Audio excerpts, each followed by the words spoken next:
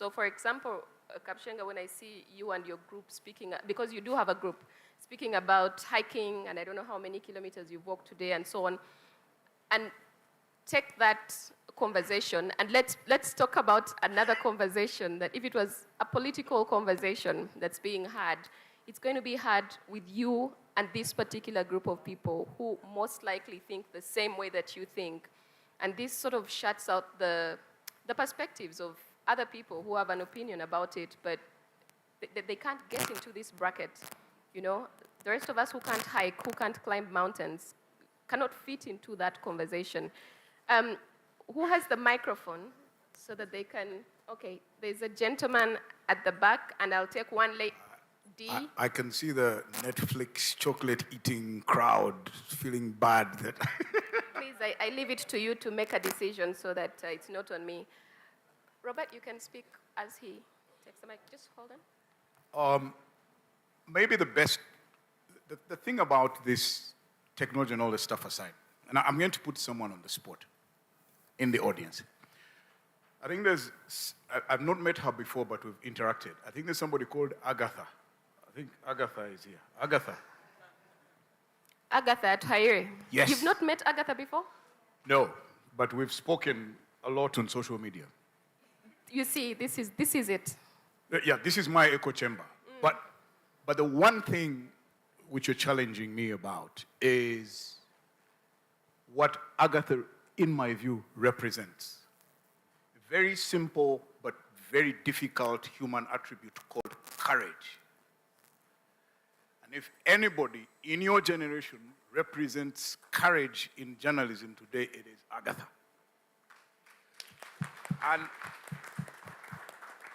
And what you're asking me is, do we have the courage to let other people into our conversations?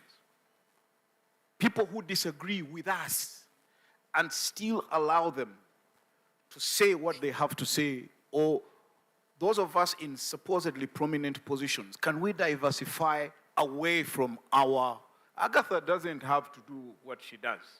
No, it's really just a question. It will come back, I keep repeating this, it will come back to you as a human being and how you want to put the technology to use. All right. Thank you very much, Robert. And Agatha, I mean, I don't know if you've updated the last Twitter post yesterday, the expose you were doing, but me and the rest of the others that have been following will be waiting. There's somebody with a microphone, yes? Yes, good morning, everyone. My name is Eric Zachary Mjisha. I'm the head of sales and marketing at Pulse Africa in Uganda. One of the things that Pano was mentioning about was how we are using different technologies and how these technologies are doing some good, but there could be some elements of bad that come with them.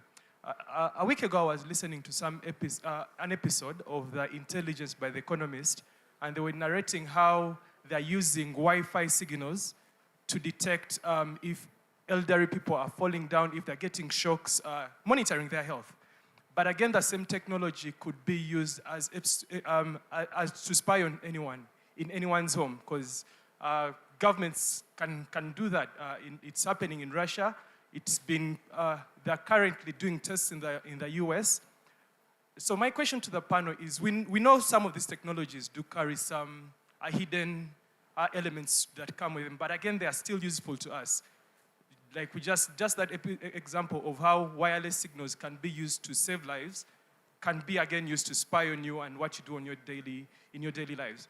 So on that question of governance is, then how do we make these technologies people-centered to make sure that people are getting service through these technologies rather than them being elements for other hidden organizations to utilize our data? How can we use governance to make sure that we are getting the best out of these technologies? All right, Anthony, yes, take that question. Thank you so much. I mean, that's a very important question. Beyond the Wi-Fi, we have the AI as well. If you have used SafeBorder, if you have used Uber, before you get your driver or your rider to come to pick you up where you're at, you have to put in your location. And when you arrive at your destination, these services on a daily basis, it's so easy to have a track of their movements. It's so easy to know their home. It's so easy to have a point. So indeed, there is a very big problem in terms of issues of data, and it's nice that we have someone from that Data Protection Office here. We have that law now, the Personal Data Protection and Privacy Act. The question is enforcement, where people who are trying to come up with innovations are curtailed and harassed and made to go through very many loops and complications. So it is an important policy conversation to have, and we have fairly progressive laws, but of course the way it is, technology will always leave the law behind. That's how it is. But we are playing catch up. We have that law. We can do better, especially on issues of implementation, and also just making sure that our members of parliament can keep track with the progression in technology, while making sure that they don't provide for legal frameworks that instead curtail rather than enable and provide a conducive regulatory environment. Thank you very much, Anthony. So even though we started late, side-eyeing all the people who made us start late, the latecomers plus other people, we're going to have to end the meeting now because I'm told the next sessions have to get started as well. So please, let's put our hands together for our panel. Alex. So just to remind you who the panel was before you put your hands together for them. Alex, who is a data analyst and journalist. Robert, who is a curator and host, 360 Mentor. Christine, who is a curator, Baraza Media Lab. And Anthony, who is the director, chapter for Uganda. Once again, let's give them a hand clap. And you can find them and pose your questions to them before they run out. You'll find me on social media.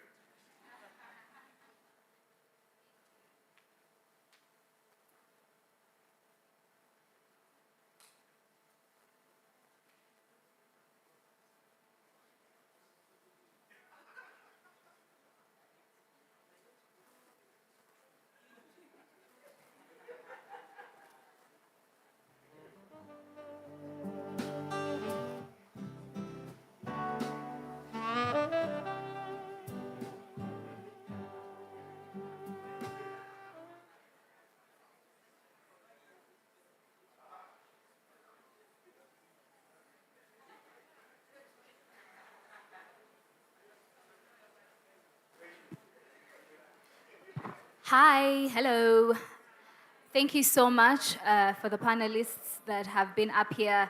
Thank you so much, Josephine, for moderating that wonderful and amazing session.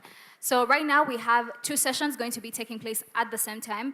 Right here is going to be an expert roundtable, and in the next room, in the training room, you'll be guided, is going to be a workshop. Yes, so I'm just going to tell you about the workshop as you transition so that you're able to know what you're going for. Also, only if you've been registered to actually take part in the workshop. That's the only time you get to go to the training room, yeah? So we have in the workshop with the Aga Khan University Graduate School of Media and Communication. So that will be facilitated by Benson. He is a community manager at the Media Innovation Center, Aga Khan University. So if you're going to have that session, please make your way, but you only have to be registered, yeah? So you can be able to attend that session, a maximum of 30 people. And those who are not registered, there's other sessions that are going to be taking place during the day. There's another workshop later on in the afternoon. So there's another workshop happening in the afternoon and also another one happening in the evening. But if you're going to stay here, there's an expert roundtable that is going to be about social media, the promise of the digital economy, and the future of work. This is in cooperation with policy.org, and the moderator is going to be Bonita Nyamwire. She's a researcher at policy.org, so if you want to stay for that session, you will be in here. I'll just repeat the sessions one more time so that we're able to transition, yeah? The session in the training room, it's a workshop. It's going to be about social media, generative AI, and the future of storytelling. social media, generative AI, and the future of storytelling. So even if you've not registered, you can actually attend the session. I think that there would be a session that is going to be in here. They're happening at the same time. Is social media, the promise of the digital economy, and the future of work. Social media, the promise of the digital economy, and One. Next we have Workshop 1 and Expert Roundtable 1. Workshop 1 is Social Media, Generative AI and the Future of Storytelling, led by Aga Khan University Graduate School of Media and Communication. This will take place in the training room. Expert Roundtable 1 is Social Media, the Promise of the Digital Economy and the Future of Work, led by Policy.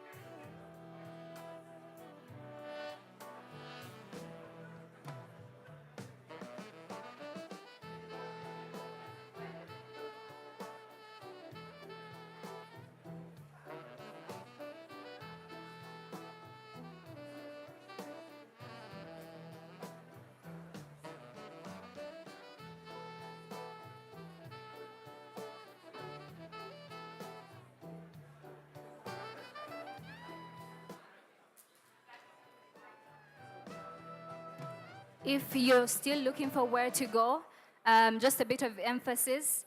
In this room, in this very room, is going to be Policy, policy.org, and the conversation is going to be around social media, the promise of the digital economy, and the future of work. So if you want to talk about digital economy, you're going to stay in here. If you want to talk about generative AI and social media, you're going to go to the next room. That session is facilitated by Benson.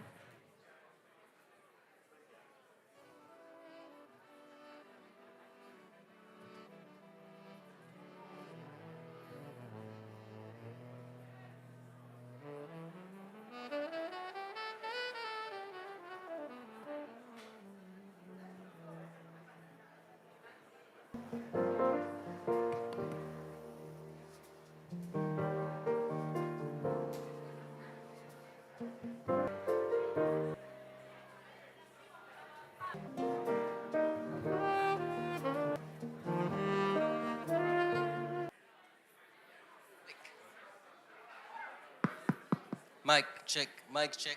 Let's get moving. For the discussion, the guys up there, please feel free to. Recording stop. Roland, good to see you, Roland. Please come over here. Roland, especially you as an expert, we want you in the inner circle. That side, if you're that side, you're sort of a follower. That's good. No, people are gonna move. People are moving. Yes.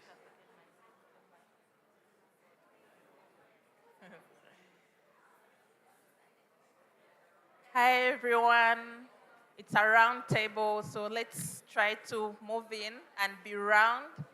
Get to, yeah, so let's move into the round table because we are all experts, so we are the experts that are going to be discussing this topic. Bonita, if you could join me at the front, that would be great. Where are my digital nomads? As far as on social media, yes, let's move in. I can see a few familiar faces, so. Oh, guys, there are actually spaces here as well, so do not be afraid. If you feel like you're an expert and that's your thing, you can actually come here. You'll be the first person I'll actually handle the mic. Yes, I see barefoot low. You can actually come here. Do not stay in the back. Yes. Thank you very much. And I see Abbas has a second mic for me.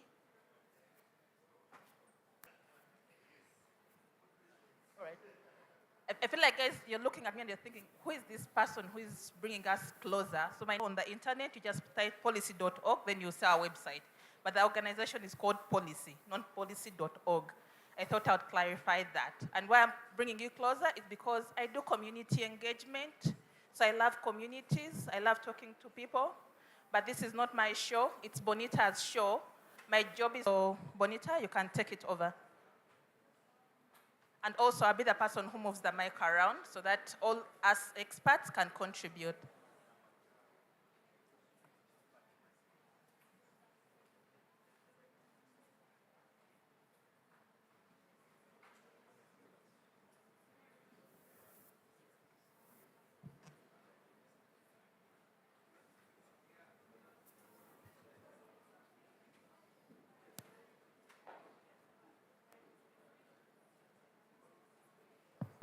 Hi.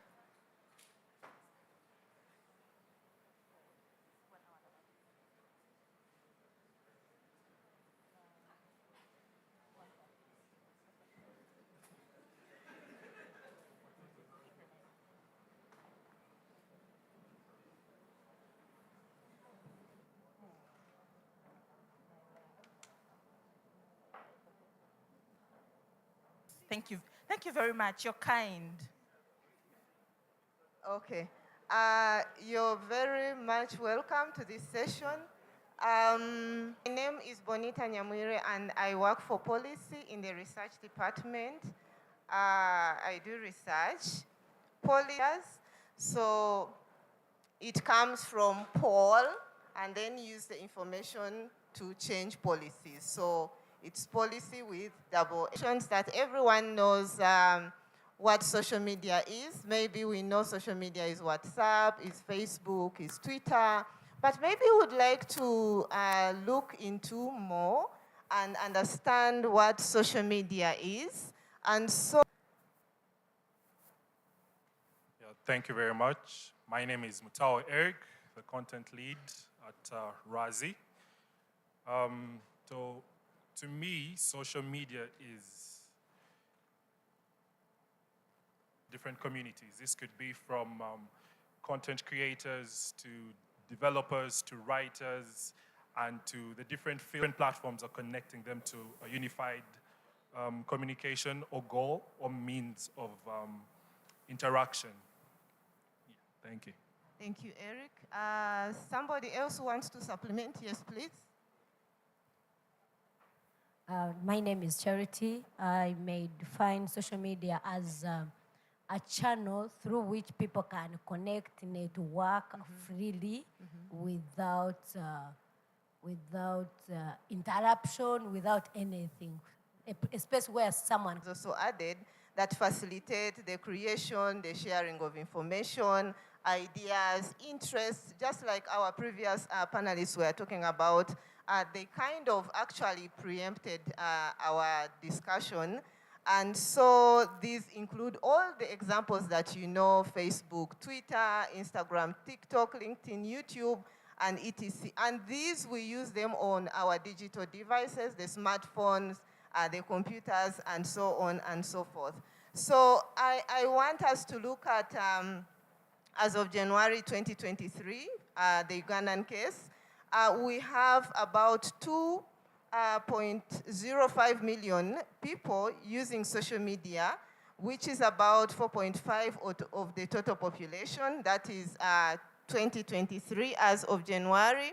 And of this population, we have 50% as females using social media. We have also have statistics of users of the different social media platforms like Facebook. We have, as of January 2023, 1.8 million using Facebook. And yeah, of these, 39.8% are female, 60.2 are male. And then Instagram, we have 447,500 users as of January 2023, which is 0.9 of the total population of Uganda, where we have 43% as females and 56.1 as male users of Instagram. Then we have Twitter at 601,000, which is 1.3 of the total population of Uganda using Twitter. As of January, we are looking at use of social media in the gig economy. And we see that the biggest population in Uganda, even Africa, is a young population. There's also a by high gaming, level. I mean play. There's also high level of unemployment. And so we see most of the youth are now diving into use of these platforms to do short contracts. Yeah, so like I was saying, the unemployment, World Bank says 60% of the youth in Africa are jobless. That is 2022 statistics. And so the young population is largely unemployed, and that's why they are also like jumping in to do the small contracts, which we are going to look at as the gig economy. And I would like to ask another expert to also tell us about. Thank you very much, Bonita. I'm glad to be part of this discussion. My main point of emphasis when it comes to the gig economy, especially in Uganda, social media, is the fact that a lot of what we look at it as the triangular, there's what we call the triangular flow of the gig economy. The first being we having the intermediary, that is the social media or the platform that we use to get these gigs. There's you, the worker, and then there's the person who benefits from your service. This can be a business or a person, yes? For example, we'll give, and not that I have been paid to talk about these, but there's what we have Uber, we have Safe Border, we have, all kinds of platforms that the young people are embracing. So the key aspect of the gig economy is that when it comes to the gig economy. Yes, like I've explained, it involves a Government Act that talks about the various rights and obligations that the workers have, but this is not really covered under the gig economy. The gig economy is still gray when it comes to employment.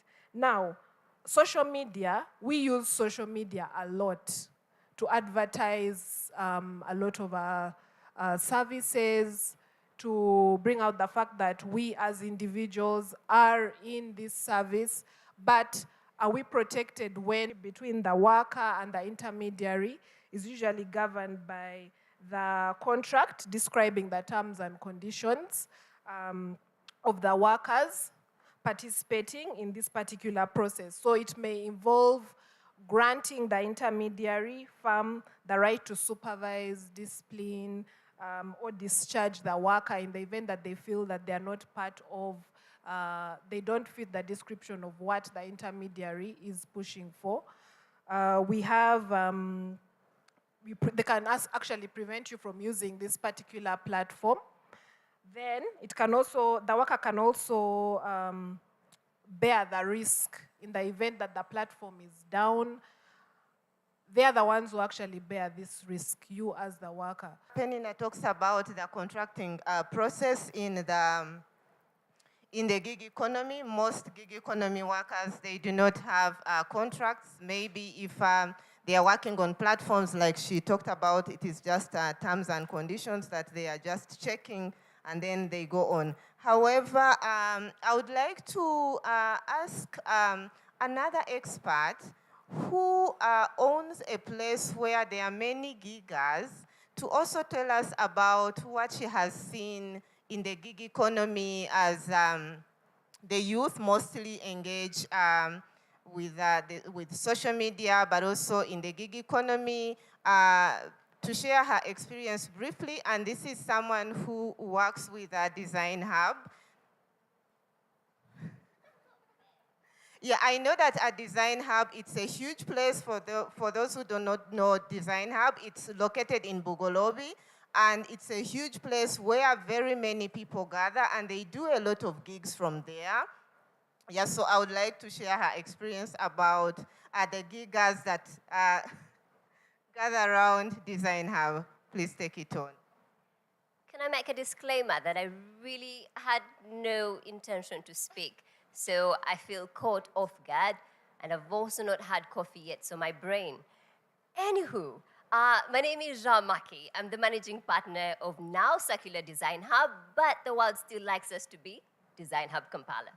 I have seen firsthand the implication of the gig economy, first to my cash flow, because if the creative does not have a gig, then they don't show up to my space. But you could also tell, I was talking to a friend at the beginning of this week, because we have a lot of freelance people. That means they're in the gig world. But my struggle with that is the quality control. And he was telling me how, he has full-time stuff only because, and I could see how that makes sense, because my pain point has been beyond my clients. It's also in my staffing, in seeing that the quality control of the gig economy also affects the return and uptake. Right? If I meet a graphic designer that has left me really bitter, I'm not sure I want to subscribe to another one yet. And I know there's platforms like Razi that are addressing that, and Wape. But the other thing is understanding, and I continue to see the challenge in understanding your rights, or like she was talking about, because it's very new, and it also came out of a place of we need to survive. It's very survivor mentality. That the transaction made between the creative that I see in my space and the project they're working on, they're not seeing the long-term aspect of it. It's, I'm on this project and I'm trying to get done. So even understanding, do you understand what the MOU is and what you are committing to? So that seeps into affecting the giga themselves, but also the quality of work along the way. And I think I'm excited that I continue to see that more and more, I work more with the creative industry, learning from bad experience, that now they're going to position themselves better. They're going to define what the contractual terms look like, or because they've had a lot of feedback. But there's still so much that could be done in that space, because we have a high turnover, and the retention rate of startups that come out of gigging really die in 6 months, because somehow they've been supported by some interesting project that came in with a few dollars, and now it's done. So the continuity of it, while it's exciting, it feeds into this economy, still leaves me with so many mixed feelings.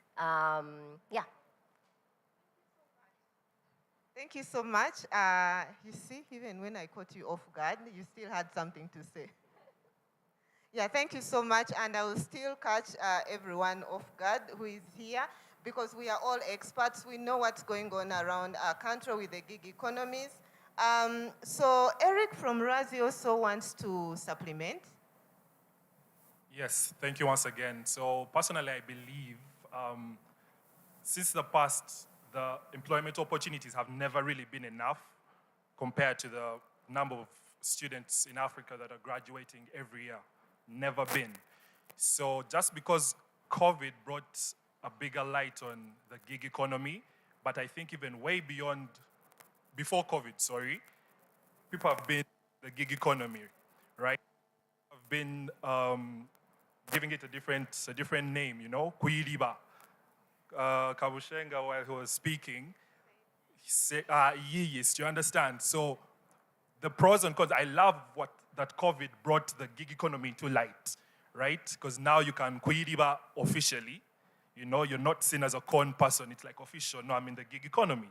So Razi, we're a startup that does two things. We connect international corporations, policy, brands, and match them to tackle the unemployment issue in emerging markets by collecting them and employing freelancers. So for example, if policy wanted to collect data in South America, you'd talk to Razi to get something done. If Colgate wanted to find out how the competitors are performing, the prices of products, the number of retailers. We actually get freelancers that are on ground to do the data collection. That way, it's a win-win situation, tackling the unemployment and getting credible, granular data and information. So I'm glad that, unfortunately, COVID came, but it's a big opportunity for giggers, if that's a definition or term to use for us in getting ahead in this space. And it gives an opportunity to open up the conversation on the benefits, on the challenges, on the contracts, and the opportunity that lies ahead on officiating and aligning the goals for freelancers. Thank you. Thank you, Eric. So does the connection happen on social media? Yes, so as Razi, we have a platform where we try to mitigate the processes, but the onboarding and the marketing, the customer acquisition cost for both the clientele and the mappers. So in Razi, we call the freelancers who gather data mappers. So the marketing is predominantly done on social media, but like according to the statistics that have just been read to us right now, you will notice that internet penetration in Uganda is maybe north of 10 million. 10 to 15 million, right? But if you look at the social media is, from the statistics, less than 5 million. So the question is, how do you reach the other 10 million Ugandans who may not be on social media? So yes, we use social media and other tactics to onboard our mappers. Thank you so much, Eric. So I think we have now, we know what we are talking about. We know how we have a clear picture of the gig economy. So I want us to quickly look at the role of social media in the gig economy and the future of work. So social media is more than connecting with lost friends. Just like Kabushenga was saying, I feel really they really talked about most of the things that we are going to be discussing here. So it's more than connecting with lost friends. So platforms have become like shared offices. I believe at Design Hub, for instance, that people are stated their money is coming on, they are sending assignments, they are branding their products, you know, they are contacting clients, they are getting feedback. Office, the way we see Design Hub, that's how now social media is. We are so many giggers on Twitter, but we are all working the beauty, and I think it is it becomes then convenient for gig economy workers that you can do so many things in a very short time. When you are just in one place, you don't have to move here and there. But we'll look at, again, the effects of such things. We will look at the other disadvantages. We will look at the ugly part or the bad part of the social media and the gig economy.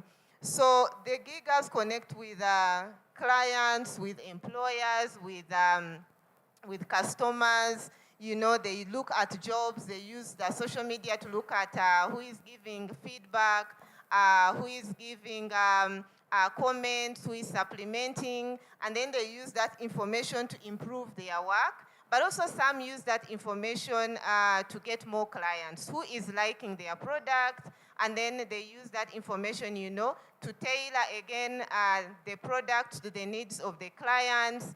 Others use it to get jobs, you know, because these are short contracts. So you have something, it's done, and then you're looking for another one and something like that. And so during my literature search, I came across something that interested me, and looking at it, reflecting at it, it looks to be true. You can also let me know your sentiments that some of these platforms, they are kind of used by certain categories of people. You'll find that there are platforms that are really flooded by the youth. Then others may be older people, like that kind of categorization. And there are reasons why that is so. So for instance, you'll find that the youth are using more of Instagram, they are using more of TikTok, they are using more of Twitter. And some of the reasons could be because some of those platforms, they take on videos. You heard Kabshenga said he doesn't do good with videos, he does with audio, so that is why he doesn't go for TikTok. And I would like to hear from anyone who is interested in sharing. Thank you, Bonita. The contracts and how they don't reflect the work we do today. And he gave a detail of the gig economy and how it's working, and she gave some detail of how she's able to do this at Design Hub, right? Two things that happen today. When we see the gig economy, and it's coming from a perspective as a communicator, as a marketer, I'm sharing as in that train, we look at how do we then provide opportunities to the different generations and how these communications allude to the different age brackets that we talk to. And in my practice, I've worked with different people of different ages. I've worked with clients who come to you and they want to be able to talk to a 13-year-old to an 18-year-old. And then there's going to be a client whose market is totally the affluent. They are looking between 25, 26 to 35.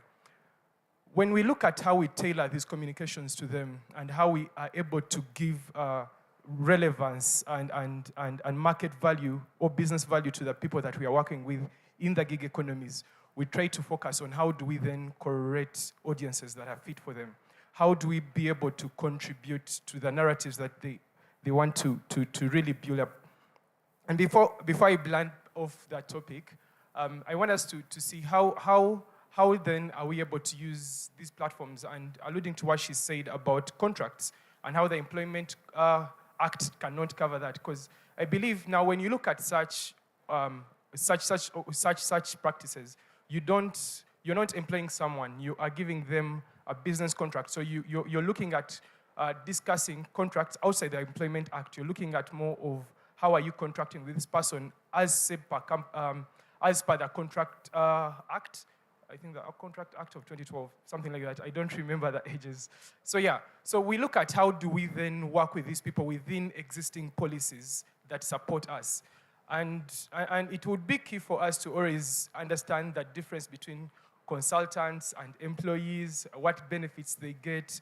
And I think that is that's well aligned, well clear in pen and ink on the contract part, especially the Employment Act. There was a discussion we had recently about taxes on influencers. Finance was telling us like we have to withhold 6.5% because these guys are delivering. And in the contracts we had signed with these influencers, we had clearly stated that we'll pay you a net of this figure. I told my financer, man, that is a figure you're going to figure out. My people expect this money. They do not want to hear this detail of withholding tax, because they're going to tell me like, man, my contract says you're paying me this. Why are you taking a sizable chunk of my money for this, to cover this? So again, I think there's going to be, and there are platforms that are really doing good education on how do you engage with influencers, how do you engage with short-term contractors that you're bringing on board. She mentioned the quality of contracts. Most people get contracts that are very short-lived. And even when you look at the brands that do outside your innovation spaces, when you look at in the communication and marketing world, again, influencer contracts are usually short. If you have a very lengthy contract, it's going to be, say, a year or less. But again, we look at how do we then make sure that we are safeguarded as businesses, brands, and again, the people we are working with, the influencers, the people that are taking up these gigs. Yes, I beg to submit. Thank you very much. So, because she talked about the quality of work, it is one issue that is very big about the gig economy and the work they do. And so I would like to hear from you, what more would you say about the quality of, for instance, the content you see giggers send out on social media platforms? What would you say about that quality of content? Is it worthwhile? Does it bring out the message? And also the other issue that we have with using social media platforms for the gig economy is the issue of updating the content and also updating the platform. So You'll find that some exist on the platforms, but they are really not updated. The information is not updated. So as you speak to the issue of quality, let us also look at updating the content, updating the platform. Someone here, most people tend to run to, for instance, Twitter and see, does Uber have a Twitter handle so I can lodge my complaint there? And then they post it there. Maybe you may find, I'm just using Uber as an example. It's not what they do. But you may find that maybe they last tweeted. Please, the mic? Okay, please go ahead.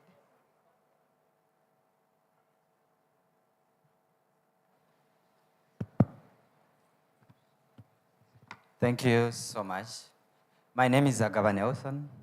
I am a lawyer, and I'm the National Youth Coordinator for Alliance for National Transformation.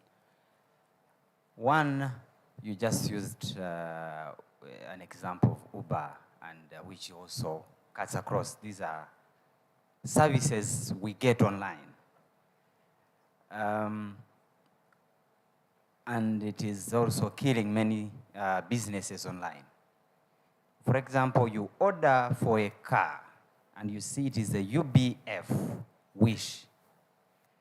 And for a pickup, you know, they come to pick you up, and you're seeing if it is UAS or Z, or a Rahum US, even not well functioned, not in a mechanical condition. But we all know that Uber is an international brand, which need to be protected. Same to Safe Border and Safe Car and all other things.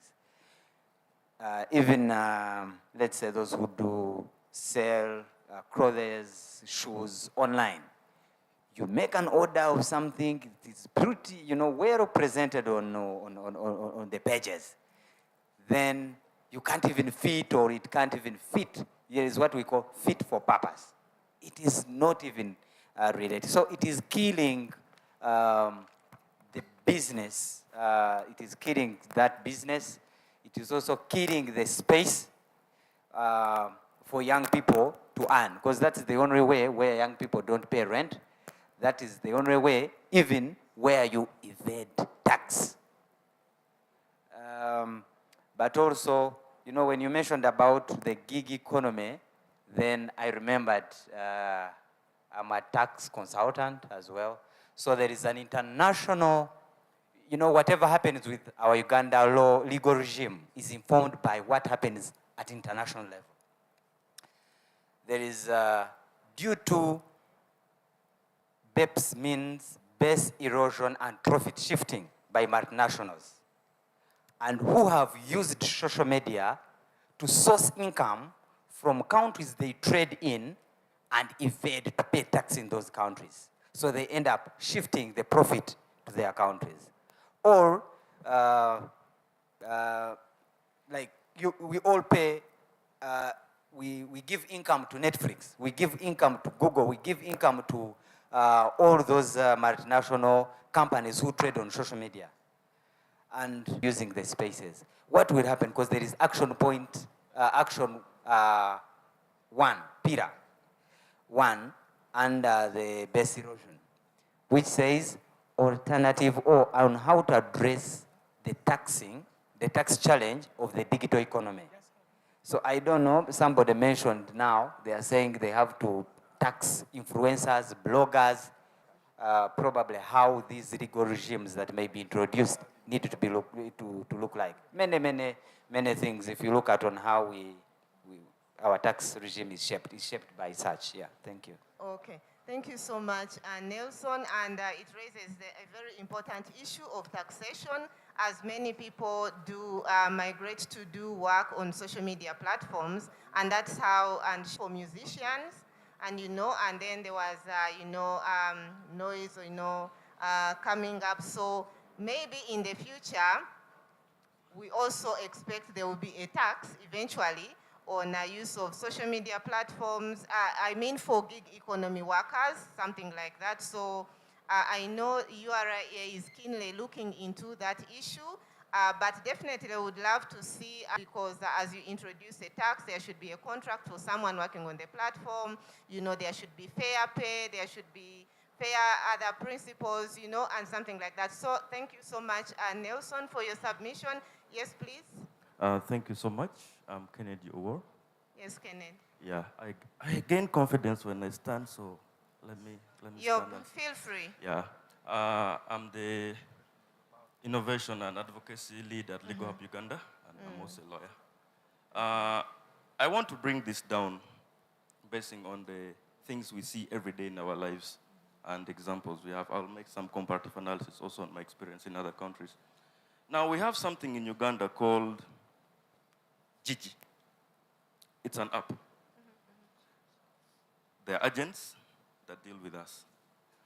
And there's one important thing that comes with all this. There's one thing, trust.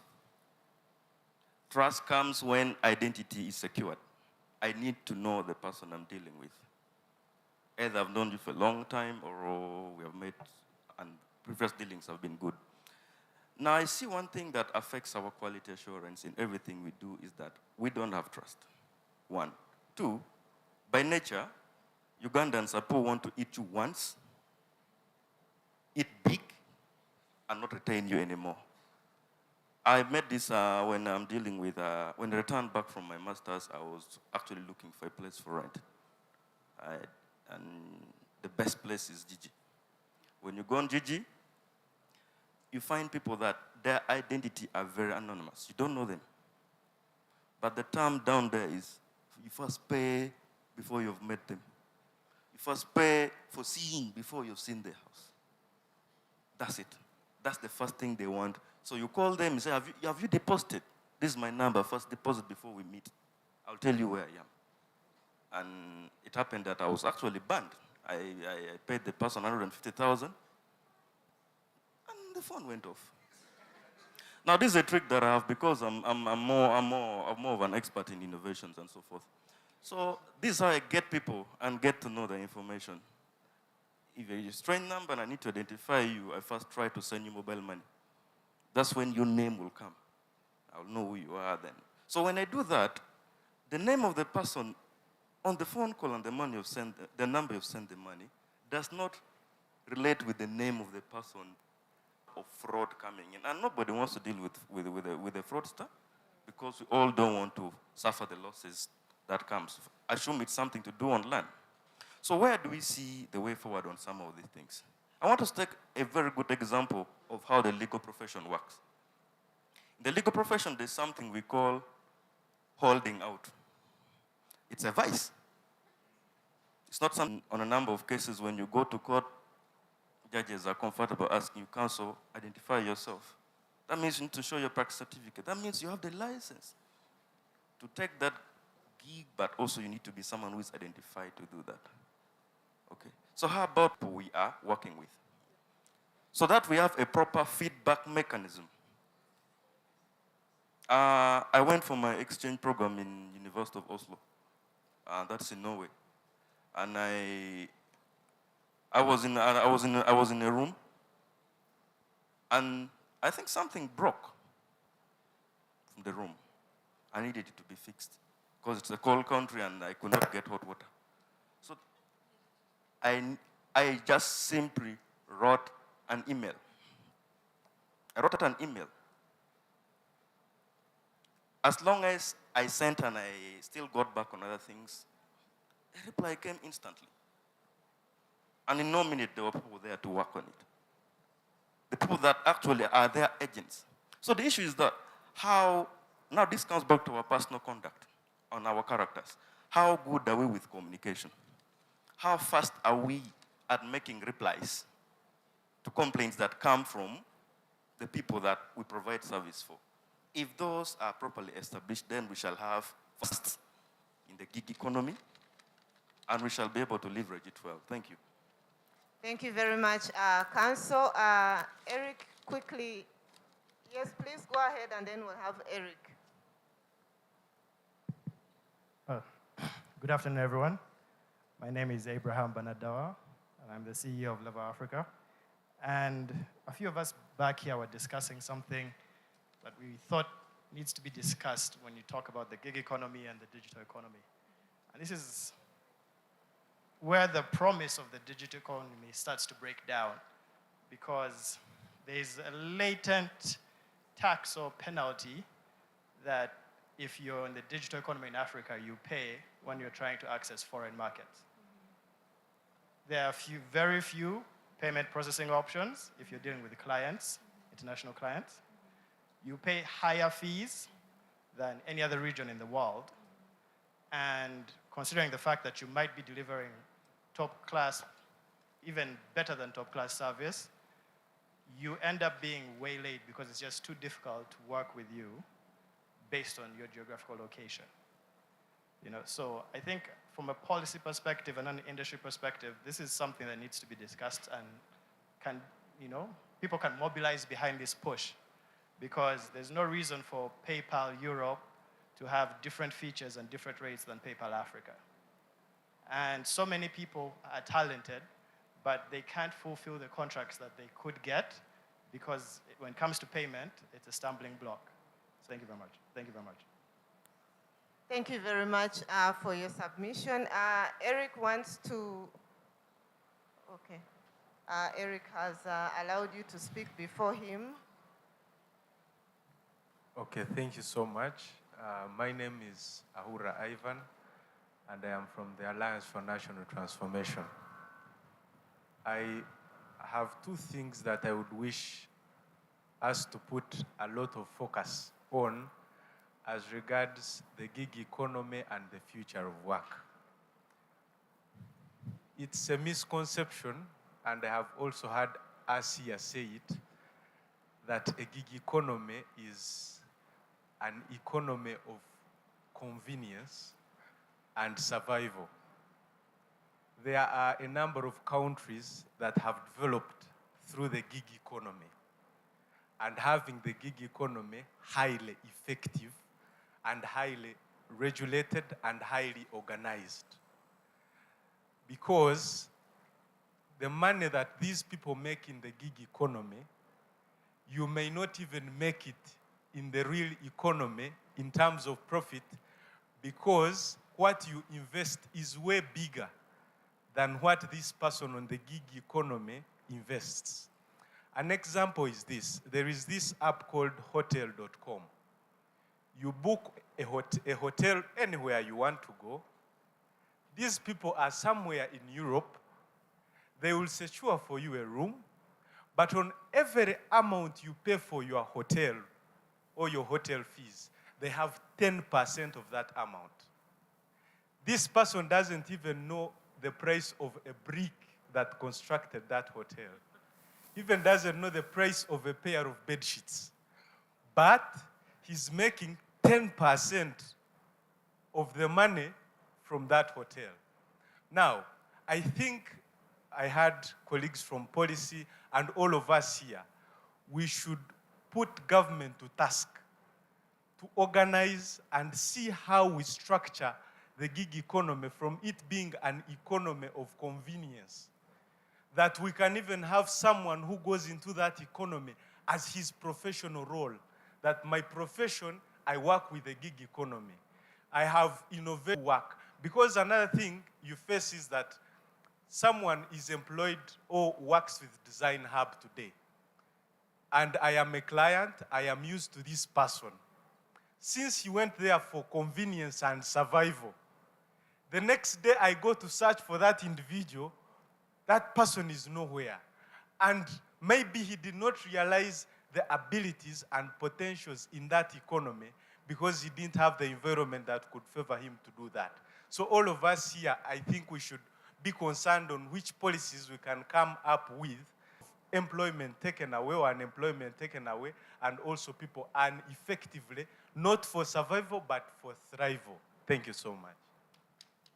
So actually at Policy, we have a project, and I wanted to talk about this much later towards the end, but since you've talked about it, so we have a project which is called Fair Work, and it's looking at the digital economy in Uganda. It's also happening with stakeholders, especially government, bring them on board to see how we can have the digital economy organized and work effectively. There are things that people who shared have been talking about. We have captured them in our interactions and with the respondents of the different platforms that we have interacted with. And I will invite you to come to specifically you from Alliance of Transformation Network. Yes, ANT. Yes, exactly, ANT. So I will invite you to come to our stakeholders workshop where we'll be disseminating our so that we can work with you and the government to see how we can change the landscape of digital economy in Uganda. So many things that you'll be very surprised to hear, interesting things, not interesting things. So I don't want to talk about them today, but the workshop is coming up in the next few months. And all of you are invited. You can come. We shall communicate on our Twitter and other social media platforms where this will be. And please come and listen to these results. If you want to work to make the gig economy, the platform economy, what he has been talking about, so that we all can reap from it, but reap valuable things from it. We don't cheat. We don't also give our clients poor quality stuff like Council was sharing. Yes, you want to say something? Yeah. Okay, right here. Thank you. Thank you. I'm Haruna Juma Zingozal, a gig economist, I must say. Yeah. No, I'm not a consultant, not there yet. So for me, I'll speak about the quality of work like you asked. It all zeroes down to your digital footprint. As you put up these platforms, what have you been putting up? What have you been talking about? You're building a community that you see maybe potential employers, employees, or even colleagues you're willing to. For example, Danze here, I'll give an example using you. So recently, on Twitter, there is a guy, I will not name. He said, how can I get on Next Media's influencer stuff? But then when you look at this guy's, what the guy posts and all that, so he replied something, that you alone, you post a lot of porn. We can't work with you. You get? So we forget that at one point, we are going to be gig economists. We want to jump onto that gig sometime. But then our digital footprint doesn't emulate what that employer wants, really. So that alone will kick you out. You get? So all it zeroes down to your digital footprint. Are you branding yourself the right way that your next employer would wish to work with you? Or you're just putting yourself in the bandwagon, going for TikTok to abuse people, Twitter to abuse people just because you want to build numbers and all engagement, that's all. So I think that's all. Thank you very much. Sorry, just want to add context. My name is Danze. I'm the head of marketing at Next Media, and I run a company that gives people in the gig economy some gigs. I have nothing against porn. But yes, thank you for referencing it. So the people that we work for, or the people that we represent as influencers, I'm an influencer myself. I am a gamer, and that's the category of influencer that I put myself into. So brands come with identity or characters, or they are human beings in themselves. And most times we are attracted to brands because they represent something that we are interested in. And as a human being on social media platforms, and like you've said, I preach it a lot, the things that we post online are going to be used against us inevitably. And because platforms like yourself, people in the marketing space are using tools, are using sophisticated technology to find out what kind of influencer you are, what have you posted before. I mean, even embassies are using it while you're applying for a visa. They get to see what things you posted the past 6 months or year. So what that means is all the things that that affect the person in the gig economy could be your digital footprint, how skilled you are, and who represents you.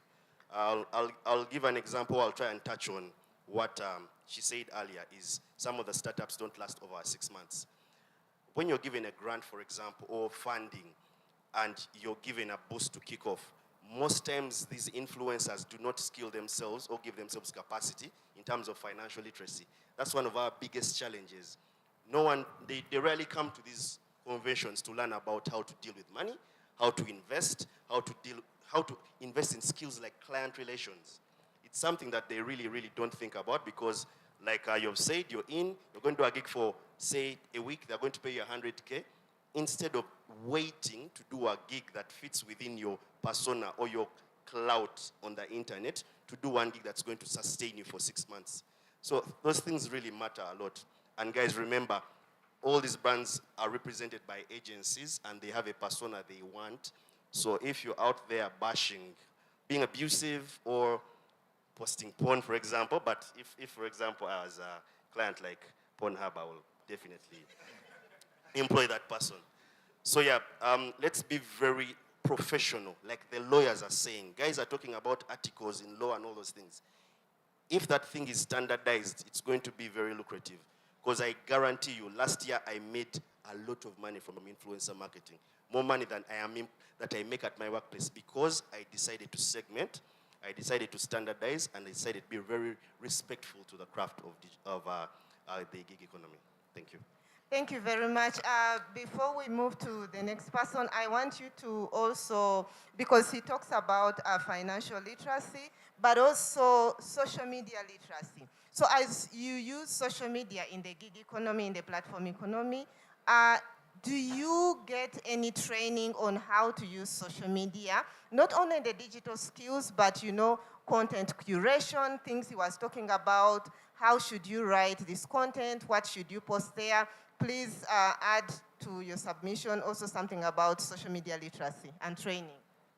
Okay. Hi, my name is Mwende from Odipodev. I'm a journalist and a culture analyst. So first, I think it's a bit disingenuous that we are talking of a gig economy that is heavily set on digital, and then we are asking people conform back to the ways of the workplace as has been. Now, you as an employer, if you go on my Twitter and I have posted porn, cool, I am a multifaceted human. I don't only work, okay? Like outside this work I do, outside being a consultant, there are other things going on in my life. Why are you in my business like that? So I think this is also a conversation we have to learn to start pushing back and asking questions. It's not a thing one thing I actually do not advocate for is holding up respectability for the sake of getting gigs. Like, I will not come here and be another person. In fact, when I got employed with my current employer, there are certain things like, for example, if you come to our office, rather when we have meetups, and you come, you'd think it's friends hanging out. Like, no one cares how you came looking. What they care about is, Mwende, on Monday, did the report come in? Cool, we are good. And the quality of work was good. So I'm also just a bit concerned that we are pushing for a gig economy. And then we are also making people conform to what's existing. So that's one of the pushbacks I have to this conversation. The second thing I do have to add to this conversation is, imagine we have to prepare the workplace for the Gen Z. So the kind of conversations we're having here will also have to evolve. The Gen Z do not care about your company like that, okay? They are not going to tailor their entire life to become employable to your company. And as employers, we have to start thinking about it in that sense. Okay, how do we move away from what has been to accommodating the gig economy. And so this is also part of the bias we're saying, the bias inside you, according to you, who is a professional. And that's a bias you have to work. It's a you problem. That's a very you problem, and it has to be a bias you work on. Now, to respond to your question on social media literacy, I do think there is a lot of ambiguity in terms of, like, yes, we know what the applications do, but I do think there's a lot of ambiguity in the how they work, how the algorithm works, how can I mitigate some of these things.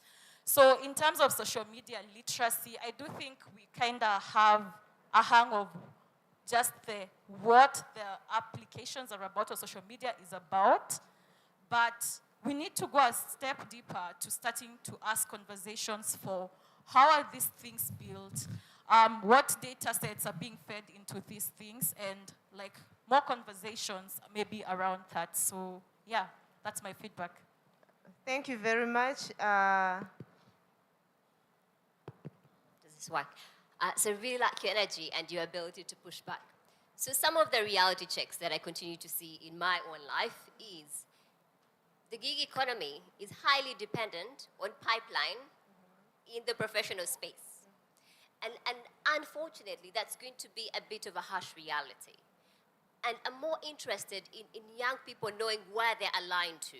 Because as a free spirit, maybe, I don't know, ministry of something is not going to be the place for your gigs. They're not going to subscribe to you because they're going to dig a little bit. Maybe Design Hub could be that place because they don't care if you have dreadlocks and anklets, you can come in and work. And I find that a lot of young people especially still do not know that distinction in realizing that yes, at the end of the day though, who is the pipeline? Who is giving you the gigs? It's some old school person somewhere who still does not have your open-ended, who is sabotaging me, who does not have the enlightenment that you have. And so there's going to be a little bit of sacrifice there if you've decided that that's the direction. Because I've walked through some doors and I'm not allowed in those doors. And I either have to shrink myself to fit in those doors or decide that that's not a door that I'm going to walk into. And that's just the harsh reality of things. The second one, which kind of like went off my mind, but it's somewhere on my phone, just one moment. No, I can't remember it. And if I do, I'll make sure we have that conversation. It's okay if it comes through. Thank you. I want to contribute to something on literacy. This year, I think around April, we are partnering with Motive. Pulse Uganda and Motive are coming together to do classes on content and social media content and best practices for influencers. This will be sharing dates on our social media platforms. Yes, and I think the other point, I think you just shared perfectly to it. If you want to be represented by those brands, you have to match into their coffers. I'll give an example. Today, as I was coming here, as an influencer, I do influence for some brands, and we had what they call the Diageo marketing code. It had, the call had over 400 influencers from Kenya and Uganda, and they were telling us their do's and don'ts. And if you don't do any of that, if you do the things they consider don'ts, you'll never get a contract with them. If you are the person that kind of shares pornography, shares abusive content online, they would never work with you because their brands do not represent that kind of element. So at any point, you have to be intentional with the brands you want to work with. Like he said, if I want to represent URA, I'm going to look like URA. I'm going to speak tax. I'm going to speak policy around taxation. If I want to represent lifestyle and in the professional circles, I'm going to speak lifestyle like a professional. But if I'm the kind who drinks lousy, associates loosely in community, and I want to use that loosely, very loosely, before it becomes demeaning. If I am the kind of guy that publishes content that is about nudity and every bit of this, maybe there is some kind of influence I do attract, but it's not going to be at the level as Danze is going to attract. It's not going to earn me the same cash Danze is going to make out of this. So there's going to be always a difference. So at any point, you have to be intentional with what you are, because at the end of the day, you are a brand that a brand is willing to work with. Thank you. Yeah, hi. I think at Over the end, here. sorry, at the end of the day, it goes back to what he talked about, you know. If the gig economy if we have to reap big from it, then it has to be kind of segmented, regulated, you know, so that it works effectively and something like that. So, yes, please. Yes. Hi, my name is Eugene from Next Media. So it's very interesting that a lot of the conversation was rotating around when you get the gig, how do you survive after? There's an interesting experience, especially from the impact world, where the grant comes in and your lifestyle, you know, is representative of the grant. Yeah, for a period of time, and then the grant exits and the lifestyle follows suit. And at Next, we started a thing which is primarily around how do you make sure that the money that comes to you in the digital realm, in the financial services space, actually stays with you.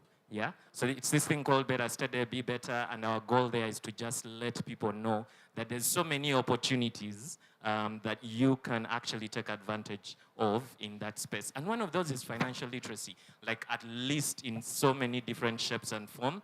Everyone has said financial literacy, financial literacy, financial literacy. And as a creative, it's too much work. I would rather create, you pay me, I go live my live my life. When the grant runs out, I suffer again. Someone said that in Uganda, tulya lumu, we eat once and die once, yeah? That perhaps there's a difference there in regarding how we think about money, which means that we'll be a lot more intentional. Who is going to give me that money that I want, and what do I need to do to get there? Yeah, thank you. Thank you very much. And that is what Kabushenga was talking about, being a yeast, you know. Yeah, you kuyia, you use for that moment, you go, you kuyia another thing, and you move on. As the next speakers, I also want you to talk about safety and security as giggers, you know, safety and security online. Don't worry if you don't have anything to say about that, but I would like to hear something more about that too. Good afternoon. This is Jonan. Me, I'm just a young youth ambassador under Uganda Hotels and Tourism, mostly under Uganda National Apprenticeship Program, dealing with young youth, young people, mostly 35 and below. So we are just creating a space, young space mostly, on how people can be included in the hospitality industries. So about social media, I think it's a bridge that converts us and promotes opportunities whereby all youth, mostly people with disabilities, and women are all included via social media, because the social media doesn't know that this is who. So what we do, matter of getting your data on your phone, and then you do what is available. If it's an advert, for you just to apply. So at the end of it all, you just we just give jobs. We don't know who is who. So at the end of it all, you find a person who is a beneficiary. You find is also a part of young people via social media. So social media is a good return to our economy. So another part, social media has increased opportunities for long distance businesses, which may end up increasing domestic GDP levels to our country. So an example, my friend has talked about Gigi. As you know, Gigi, so I was following it. I found some more good shoes whereby so I can buy also. So another, about for security, about security, social media, it has effects, more effects, positive and negative effects for security. So now an example, I may send there an advert which may know that is going to benefit my people. At the end of it, I may find it's affecting the government. So at the end of it, they may end up saying me now a root causer to their program. They end up now getting me for nothing. So That's what I can say at the moment. We shall add on afternoon. Thank you very much. Thank you. Hello, everyone. I just wanted to ask, by show of hands, who earns 100% of their income from the gig economy here in this conversation? That makes 4 of us. Five. Yeah, I just want to make a call. In any policy intervention, let us take into consideration the key stakeholders. I disagree with a lot of things that I've heard today, and I think it comes from a lot of misinformation, even from definition. The examples, and this can be disputed, I stand to be corrected, but even the examples that we are using, I don't think I and an Uber driver are the same. An Uber driver, as long as you are on the app, I know it was just an example, but once you're on the app, you're assured tomorrow I'm going to get customers. How many? I don't know. I'm not assured if I'm going to have another MCI, and I have to look for that. That's just something in any policy intervention that we do. Involve the key stakeholders in the conversation. And also, of course, no man is an island in the gig economy, but we need to shift from treating it as an informal economy, as an informal sector. There's a lot of money in the gig economy, and we need to invest a lot of, collaboration resources in how we manage that money. So working with the legal sector and all of that, but just those 2 things, involve us, from the beginning, and, to plan and not to be planned for, because I'm hearing a lot of planning for, and I'm seeing a lot of planning for. And with the tax issue, I would urge whoever's in charge of taxes to sort of just, think about it again. Yeah. Not that we don't want to pay taxes, but I just want to share one experience. There's this tax introduced for musicians and whatever, concerts. So we organize a small concert, and a URA official appears out of the blue on the day of the concert, counts the number of tables, and says, on Monday, come to the office, and I expect you to declare 6% withholding tax, 18% VAT. I'm just like, okay, you don't know how much we have made, you don't know how many service providers have come. So we need to pay taxes if we are contributing to the economy. But how they're introducing that concept is they need to rethink that. Yeah, thank you. Thank you very much for your submission. I believe that everyone who is in this room, where they come from, we will work with the people involved in the gig economy definitely to scale up the economy, to make it better. We use, I know the people in this room, we use the human-centered design model to approach things, to change policies. But there are other people who are not in this room that you also know who use their kind of model that I do not want to talk about. Thank you very much for that submission. I would like him to go next, but also I would like Honorable Winnie Kisa, I am going to ask you to say something about women involvement and participation in the gig economy. If you can say something, because he talked about a vulnerable population and the women, he talked about people with special needs and women. If you can say something about women in the gig economy, I just have a few minutes, so I'll let you go, then him, then Honorable. Hello, thank you very much. My name is Joshua Caleb. So I'd like to have a conversation on the intersection of what does work look like in the future, but also there's the aspect of social media / technology. When you look at the gig economy, that means that we shall hire someone who knows how to do something for the very first time. Then if we have advanced technology, we shall have AI learn how they do it, so that in the long term, we don't have to hire them, right? Then, ideally, technology. So when we look at what work will ideally look like in the future, 10 years from now, won't most of the people in the gig economy be unemployed? Because, and apart from just people in the gig economy, basically any trade, when we have technology / social media incorporated, meaning if I only call you when I need a product, and then you deliver that product. Yes, the quality might be good, but if I find a way of cutting the corners and have something else do for me that work, I'm cutting you out of the equation. So, is there any way we can have policy that sort of measures or tells how much of technology we can have in the different fields? That, you know what, if you want someone in the photo business or in the creative world, a singer, this percentage has to be done by human. Then maybe after we can incorporate technology. I don't know what policy would look like in that aspect. But if we're looking at the future of work and the gig economy, coupled with technology, we might not have work for actual human beings. Instead, the people who will have work are people who are creating algorithms, people who have, who basically go and behind their computers and replicate what you, a human who took lots of time to learn and craft and master, then they'll be able to replicate that and leave you out with it, without a job. I don't know what you guys think about that. Thank you very much.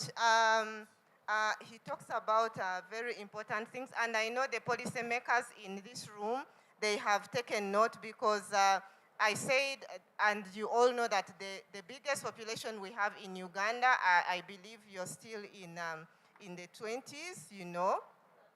Yes, he agrees. They are somewhere there, yes. So the Gen Zs. So, and he raises a very good point because where we are going, because with AI, you may find some people are not employed, you know, so they have to compete with the machines and something like that. So the policymakers have taken note. Let me have him speak, and then I'll go to Honorable. Well, thank you very much. My name is Shedrick Aebale. I have a I can call it a concern, a query, or a disturbance. Well, in Uganda, when you look at most companies that begin, a case in point, you look at SafeBoda or Uber. When they are starting their operational business in Uganda, most of their employees follow the guidelines of the companies. For example, SafeBoda. They can look at the hygiene, the helmet, the nets, whatsoever, all can be in check. 3 years down the road, this becomes what? A history. A SafeBoda comes to pick you up, he doesn't have your helmet. If he has your helmet, he doesn't have the hairnet. And then if he doesn't have any of that, maybe you request, he calls you, is it a cashless ride or a cash ride? You tell him it's cashless, he cancels. Now my question is, how can we put in place policies that can be fully followed, day in, day out, no matter how long the companies last in a country? Thank you very much. Thank you very much. Again, it goes back to the policies that we need to have in place to regulate. And I have seen some of the comments that he has given on social media platforms about Uber, about most ride-hailing platforms, you know, the cashless things.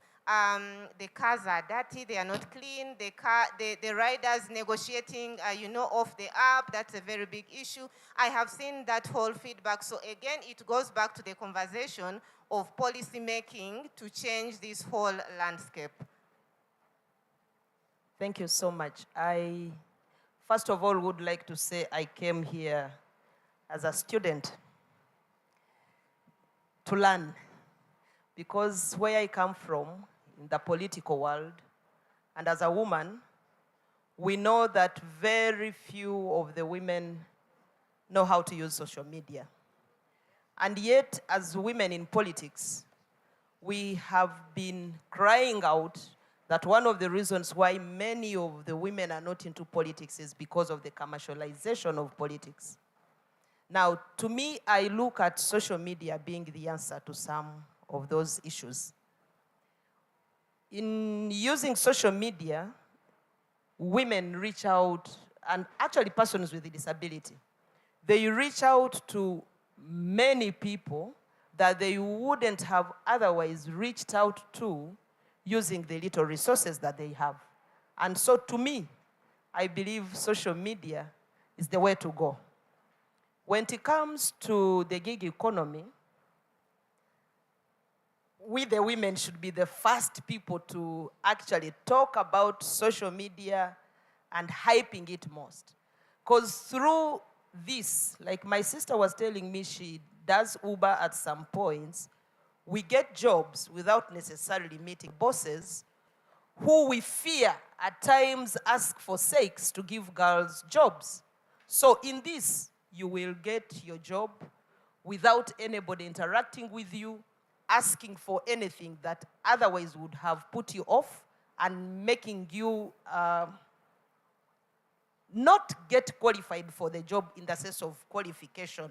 Because there are so many parameters that job givers may be attached to this woman when she's going to ask for a job. So to me, at a policy level possibly, we would say that there is need for streamlining the gig economy so that everybody benefits from it. Yes, we are saying in a way we don't pay taxes as people in the gig economy, but there are those who are giving gigs and are paying taxes before they even give you a gig. For example, if it's a real organization, before an organization gives you a gig, the tax component is on it. So in one way or the other, there is tax attached to a gig, and in a way, people are paying taxes. So the only gigs are part of the contributors to the economy. And so maybe using this space, we would want to now be part of this that can push this conversation further. Thank you. Thank you very much, Honorable Winnie Kiza.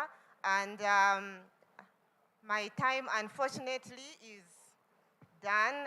My bosses are here. They are saying, no time, no time, no time, Bonita. So I know this is a very beautiful conversation that we can keep on until the cows come back home. I don't have cows. Nicholas also doesn't have them. So let's end the conversation here. Thank you for your submission. This has been very beautiful hearing from you, learning from you. We all were learning. It was a learning experience. I will invite you to follow us on our Twitter handle on at policy.org. We will be sharing when we'll have the dissemination workshop for our Fair Work project. Please come on. Let's change the landscape of the digital economy in Uganda so that we can all benefit from it. Thank you very much for listening to everyone. Thank you for participating, and a very good afternoon to you all. Thank you, Bonita. I'll now hand you over to the event host. Thank you so much, Bonita. Thank you so much for this amazing and wonderful session. So we have a grab-and-go lunch pack in case you are hungry and need something to eat. There are stations everywhere, so if you need something to eat, someone can actually offer you that. Also, these sessions are in rotation, so if you're done here, there's also another session that side, but it's ending.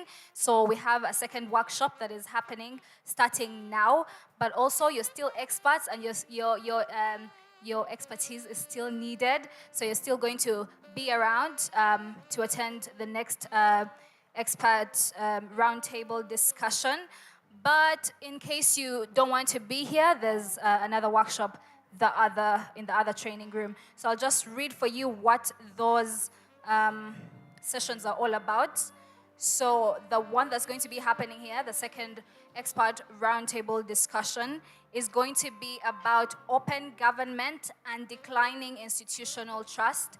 Can social media fix the gap? That is going to be the session happening in here. But in case you can't attend the one in here, the workshop in the next room is going to be about building social movements and connected communities for social impact. And that conversation is in cooperation with the Global Shapers. And it's called Building Social Movements and Connecting Communities for Social Impact. That conversation is going to be with 4040 as well as Global Shapers. And your facilitators are Esther Kalenzi of 40 Days Over 40 Smiles and Rebecca Karaga, who is from Global Shapers Kampala Hub. If you're staying here for the session that's going to be happening here on the expert roundtable discussion 2, you will be having a conversation. Earlier, we have a grab and discussions, yes? The session on open government and declining institutional trust is going to be happening here and moderated by Ewa. or by Nicholas, sorry. Just a few pointers. Please move with your bag. Move around with your bag. Don't leave your bag behind. Also, the bathrooms are just through that door over there at the back. You just get out and take your right. Yes.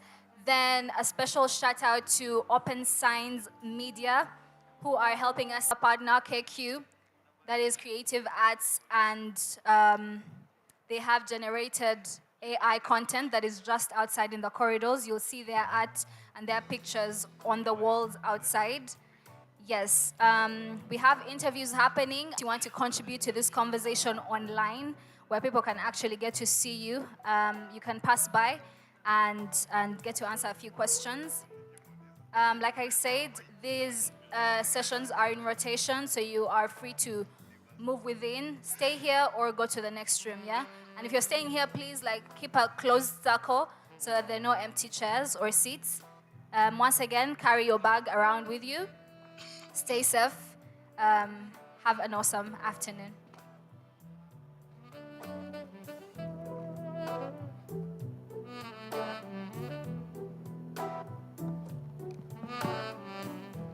Thank you. So, Sakwang, I'm a program manager of Trust. Can social media fix the gap? We might have to give it about 5 or 10 minutes for people to walk in, the ones that have gone to. This is a very passionate topic that I hold dearly. So, about 3 or 4 years ago, I was in the public sector working in the Ministry of ICT and closely shaping the open government agenda. And I'm proud to be back here today to share some of these lessons that I had in the public sector, but also to tap into the knowledge or experiences that you've had as emerging leaders in the public sector. I might want to ask for those of you that are seated behind to move closer so we can let the people having bites or a break to join us from behind so we can fill the seats in front. Thank you. I'll be having this session in conversation with Juliet Luede from Policy. Good, I think we have quorum. We will start this session and then let other people join us as we start. So when we talk about open government, the first thing that comes in our mind is open. What does open mean to us? Open means access. You're able to access something and you're able to take an active role in shaping whatever it is that you access. So open government is about openness. And the other values that are closely associated with open government is transparency, participation, accountability. Any other value that I might have missed out? We love intimate. I don't know if you guys love intimate. I feel like there's something about intimate conversations. No, so that deal is, because we are intimate, we can watch each other eat. Imagine your neighbor chewing in your face and you're like, can I share some of your food with you? So that's how intimate we are getting with this conversation. So if we could move in a little bit closer to be more intimate with each other, that would be super great. Good. Thank you, Julie. Nicholas had posed a question again on what does open government really, when you hear that word, what comes to mind? So here, essentially, we are looking at what constitutes open government, who is it made for? Because in many cases, when leaders talk about governance, it's more or less like an abstract concept. So many times we miss the middle line, and that's who open government is designed to serve, the citizen. So we're looking into some of the key things that make up open government and some of the key strategies in which we can make open government work. So you will realize about 2 years ago, since the advent of the pandemic, you had COVID. It broke out. And in many ways, everyone can attest to the fact that this amplified the needs that citizens had for their governments. So we had conversations coming up. What services do we need? How do we access them during the pandemic? So you can see already that the COVID pandemic forced a hard reset for many governments. So some people were fully equipped. They had the infrastructure, which is the digital infrastructure on which open government works. Some governments were caught off guard And you can see that citizens found it hard accessing services. And some of these challenges continued even after the pandemic came out of sight. So today we'll be looking into some of the challenges that open government faces, but also how we can address some of these obstacles from a policy perspective. So I look forward to hearing your thoughts or your perspectives on how we can address some of the bottlenecks that open government faces. Maybe Nicholas, the gentleman over there had a contribution, what his understanding of open governments is. So. Okay. Hello. Good afternoon, everybody. Open government to me. I don't know if you want to take your mask off and we hear you. Thank you. Okay, I recall I was somewhere part of a discussion on, I think this conversation is very timely because if you're going to talk about ICT, that means service delivery to me. And I think the pandemic, as you just mentioned, it just pushed us to first realize that we need, interventions. So, okay, that's my submission. Thank you. Thank you for your contribution. Nicholas, the lady here has a contribution as well. Good. For me, I think when I think open government, I think of it in 3 ways. First is engagement, like open engagement. That's from government to citizens, which would include civic education and whatnot. I think of it in terms of transparency, so open access to data and the use of data and how it's been utilized. And lastly, I do think about it in terms of collaboration, a government that's open to partnering with the people who know or citizens and addressing, like just collaborating with people in that sense. So yeah.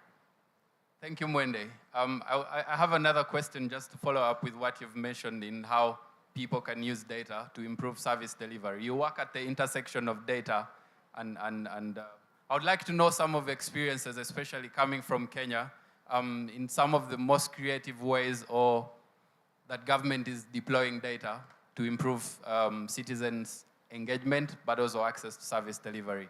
What are some of the initiatives that have worked in Kenya? Like, for instance, I heard about the Huduma. Yes. Yeah. So that's a bit contentious. We'll delve a bit more into it in terms of the bias. But I do think Huduma number, so what happens is they try to consolidate all our data into one for you to be able to access all government services from one point. We're using just one number. Well, that has failed. But what has worked has been, and they've used like data to make sure they're able to like allocate, money to people with M-Pesa to facilitate what we're calling the Hustler Fund, which is basically what's funding the nation at the moment. Maybe lastly would be on the health sector. I do think that we have, especially in terms of vaccinations, so Kenya very well. So I do think in that space there are ways they're kind of getting it right, but again, contentious because of, one, the things they're using now, the AI they're using was, what does that mean for Kenyans who are accessing the Hustler Fund right now? So yeah. Thank you. We have more questions behind. Maybe as you actually respond and also given terms of actually open government and then the declining institutional trust, is the Hustler Fund is there, Kenyans are now utilizing it, but can we trust? We'll cover that. I first need to go down and give a brief understanding of what the open government is talking about. I'll break into 3 aspects. One, the beginning word is openness. It's open platform. In a way that there's a platform, it has access for anybody. 2, on aspects of policies and practice. And we see the policies and practice are discrimination and so forth. And the end goal of that is that we shall see that all those policies we're going to make shall foster, 1, rule of law. It will foster democracy in a way that the will of the people is put into account and remains the paramount goal. Then lastly, we shall see inclusive growth. The policy itself, the end result of the policy, we should be able to see inclusive growth in a way that no one is left behind. The marginalized groups of persons and the vulnerable groups are put at the core so that they're empowered and they be able to grow with such policies and practices that come in place. Now, responding to the question that she asked, like for the Kenyan thing on the fund, I think such platforms can only be trusted. I'm not saying it's trusted. Can only be trusted if some of those indicators are in place and are fully implemented, and the people see the benefit of it. It's conflicting with a lot of things. One, it's conflicting with the, Museveni says, Bona what? Bona Basome.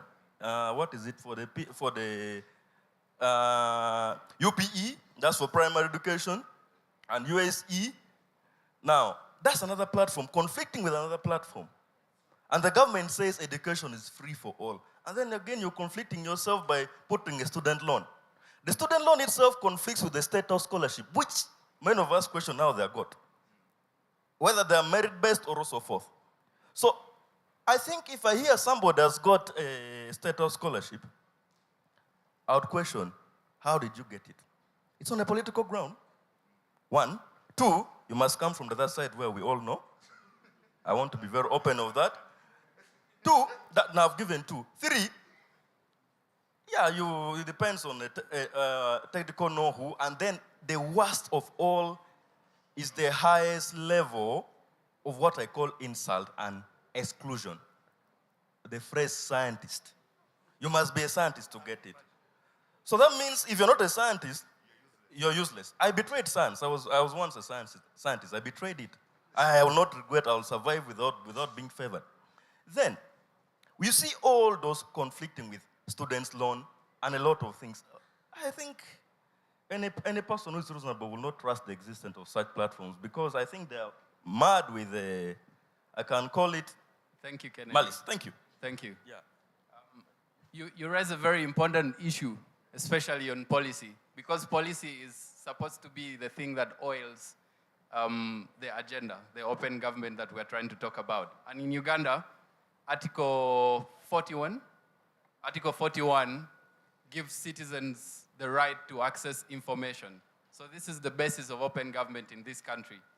But currently, you know that this is still a rocky road ahead for people to have in regards to access to information, because this is the lifeblood of a thriving democracy. If you don't have access to information on social media, but also through digital platforms, the way you govern and the way you contribute or participate in governance is hampered or affected. So I would like to hear your views on this. I see a hand up. Mark? Yes, how are you? My name is Mark Kawanguzi. I'm in respect, not to hold it at gunpoint, but our government is continuously stepping on our rights, especially in that area, in regards to access to information.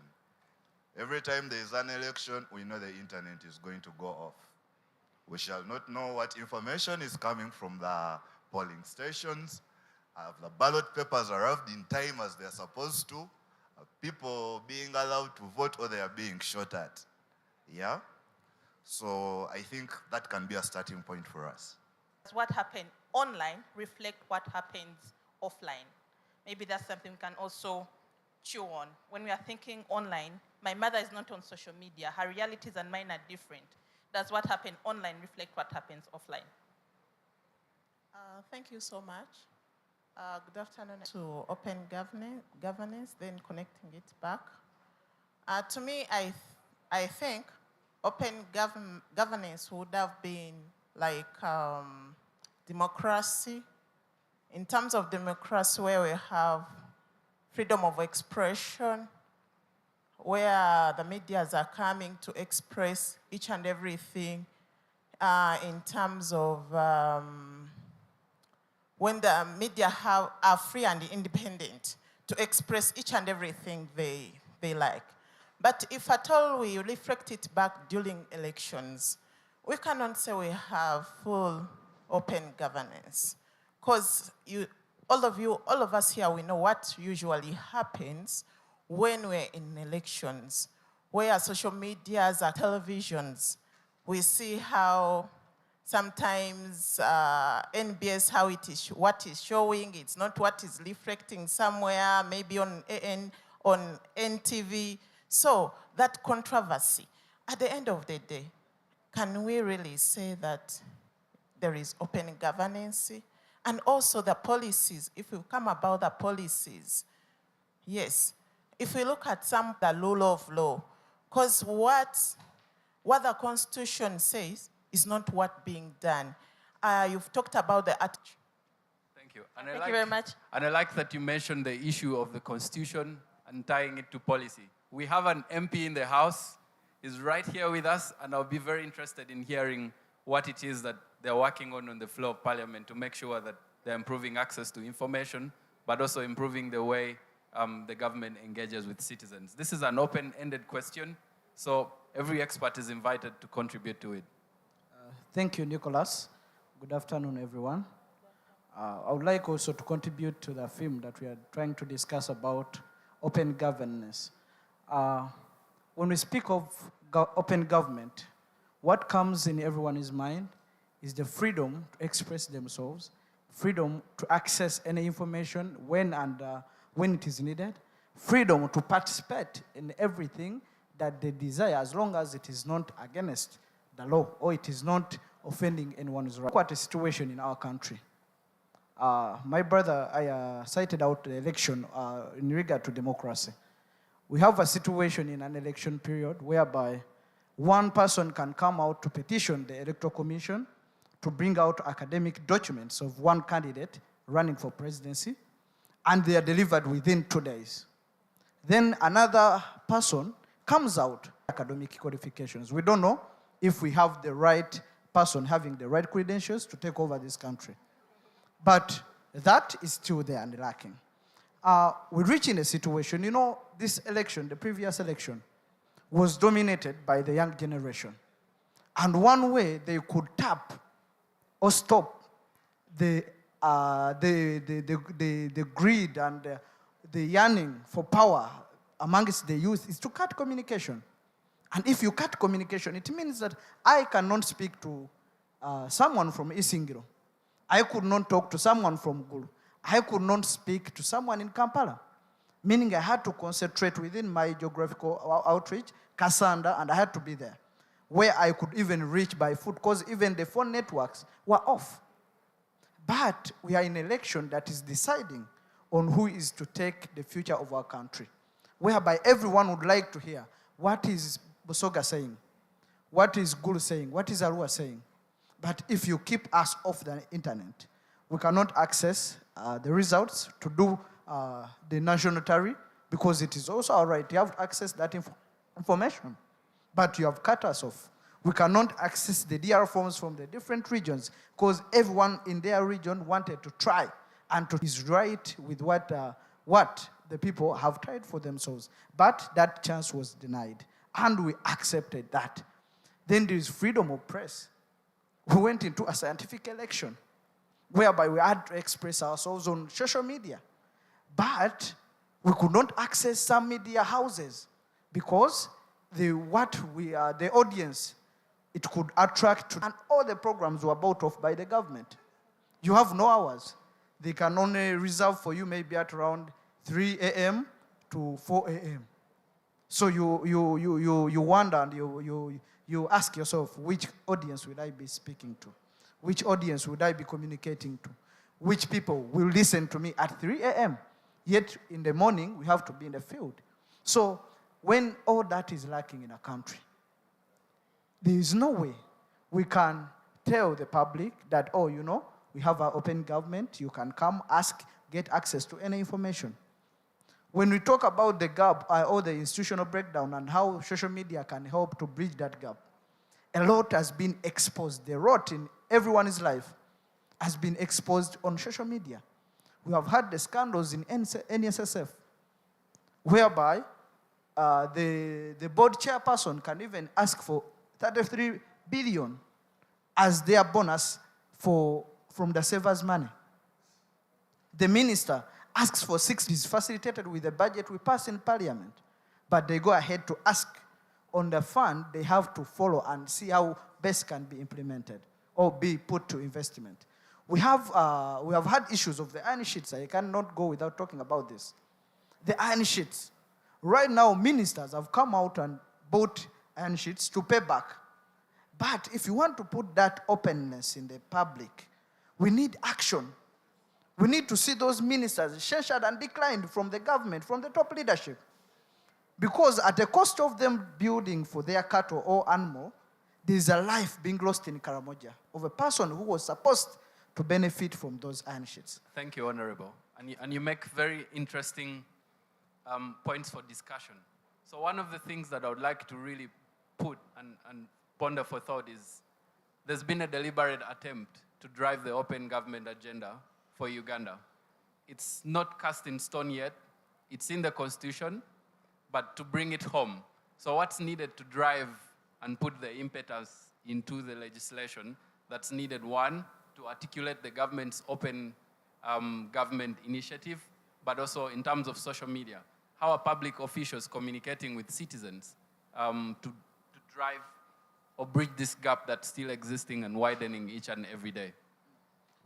Nicholas, you know, if you have a home and you are the father, for you to get trust from your children, you don't have to remind them that I'm your father.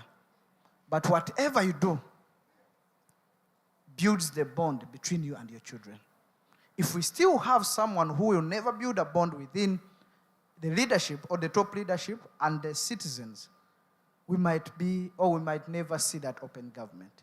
We have good and clear policies. We have laws that are well stipulated. But if you cannot put them into exercise where you have interest, then it ceases to be open to everyone. And you will never tell anyone that you are open to this. We want to see leaders who will come out without favor.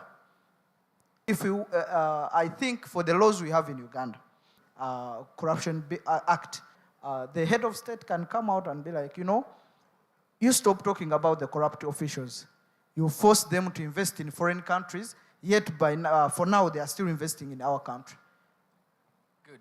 Thank you, Honorable. So when we're talking about open government, so everything that's happening in the digital community, the digital constituency, the opinions being shaped by citizens, the views that are being shared by public officials, how is this translating into local communities, and how do we make sure that the outcomes online continue to be felt offline? I'd like to hear your thoughts on this. We had some hands up. Okay, thank you so much. Once again, my name is Ahura Ivan, and I am from Alliance for National Transformation. The truth is, where we are right now, social media can effectively close the gap of open governance and institutions' trust. But unfortunately, that can only thrive in a state that has a functional democracy. Because this government, it's amazing that it knows the importance of social media. Last year, even when Facebook was closed, they collected 700 million as taxes from it, even when it was closed. Now the question is, what if it wasn't closed?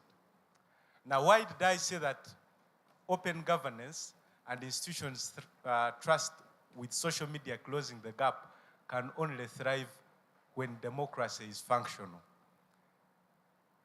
Democracy gives a country an opportunity to have a leader who is not surviving or who is not in a leadership position because he has mercy for the people he's leading.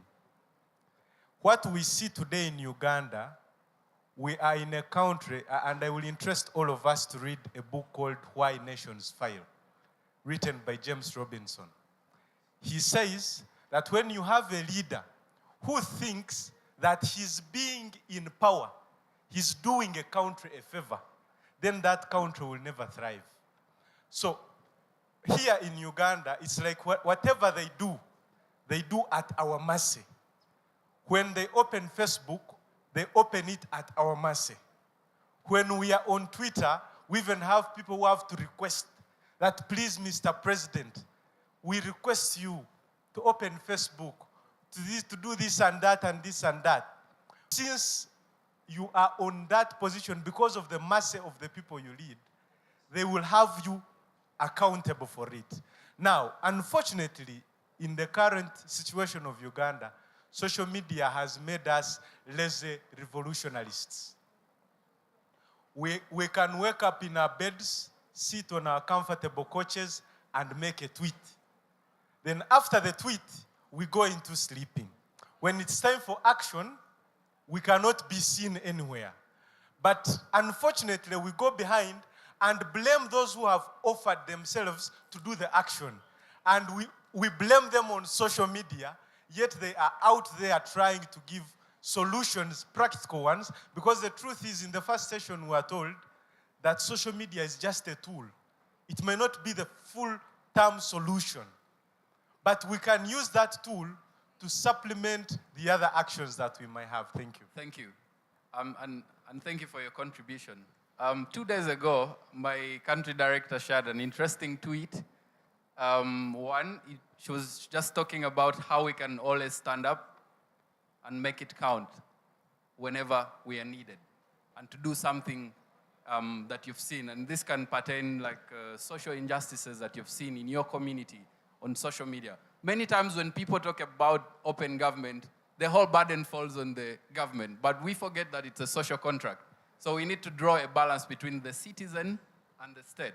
What is your role as a citizen online, on social media, and outside of that? What are you doing to contribute to governance, but to also improve the state of the community in which you find yourself in? What is your role? I'm happy to take hands. There's a gentleman with a mic, and I then... would appreciate to have more ladies, but I'll take the back.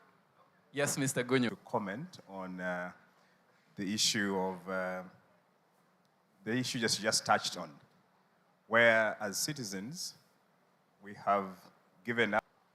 We expect we as citizens just tweet and then start to lament.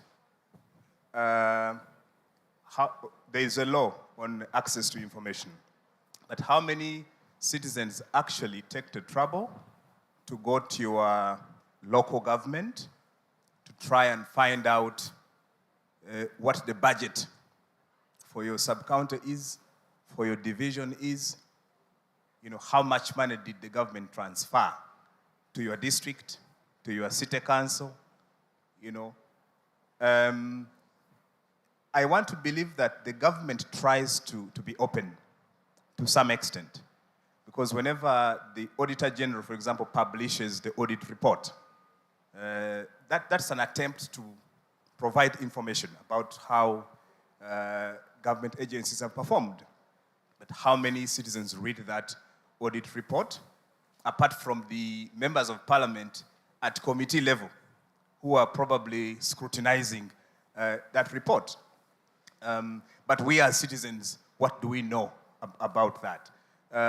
The last one is that there is a tendency to usually pile the blame on politicians on issues of corruption, like the OPM saga. But there are technical staff in all these ministries who actually handle the resources. They directly get involved in, you know, spending this money, procuring, and all of that. But you quite often hear people say the minister should resign, but then there is the technocrat, there's the permanent secretary, and that whole group that procured the iron sheets and actually distributed to the different individuals. At what point do we hold them accountable? Do we just look at the politicians, but what about the technical staff? So I would like to hear maybe from the Honorable Mo how that could be handled. Thank you. Yeah, more hands. I'll take more hands in the back. I would like more ladies to, okay. Pass the mic to him. As the mic gets to you, I'll still add to what Mr. Gunyu just mentioned. What are some of the challenges that, as a governance actor, for instance, when you approach these public officers in accessing this information, what happens in between? What are some of the challenges, the bottlenecks you face in doing that? Yes. Yes, good afternoon, everyone. I'm Derek. I would like to supplement on what he said. Second, first of all, us, we may not be interested in what the government is bringing to us.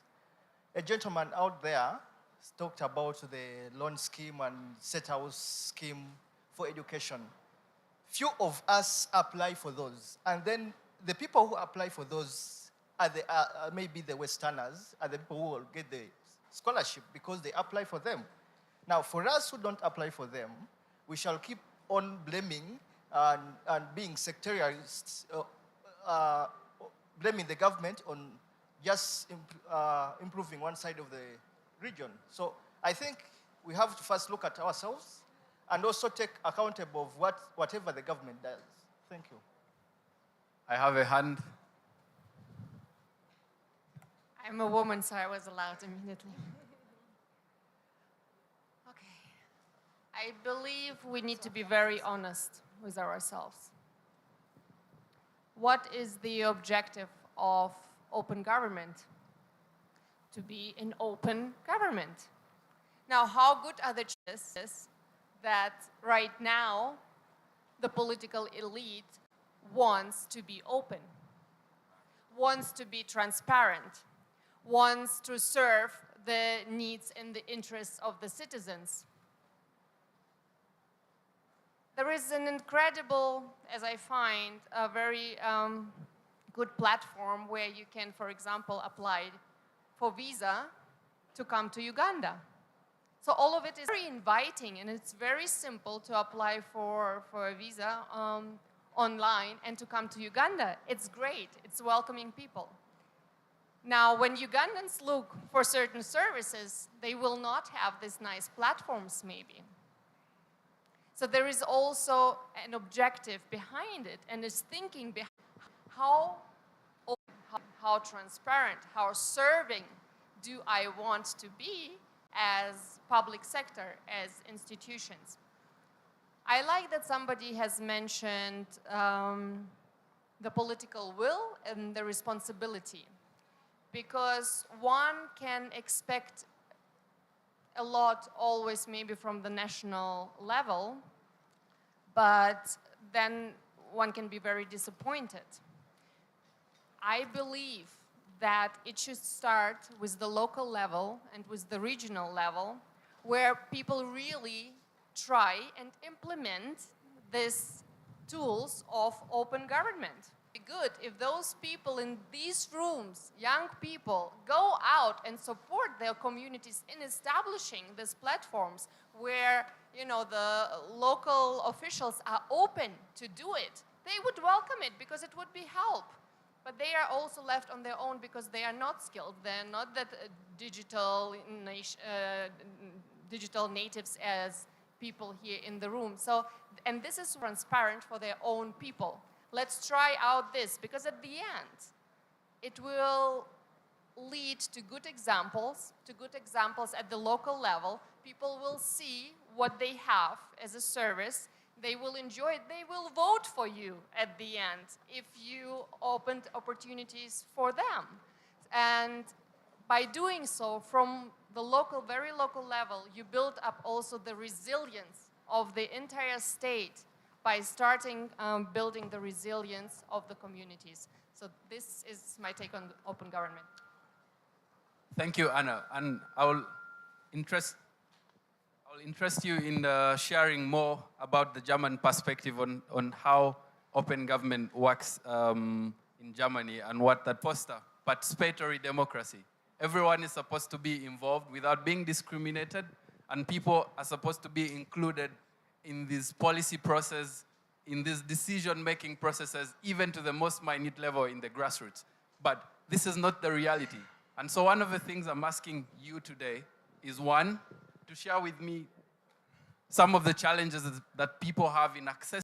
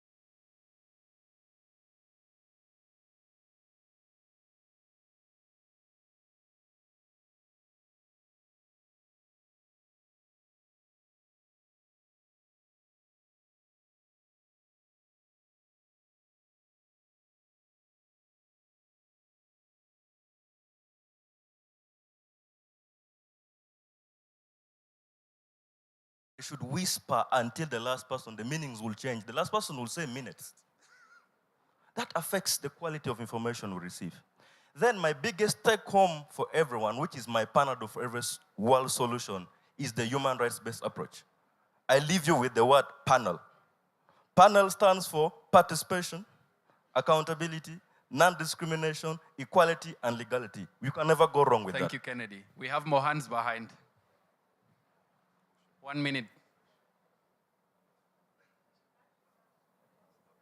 Your microphone is not on. Do you want mine?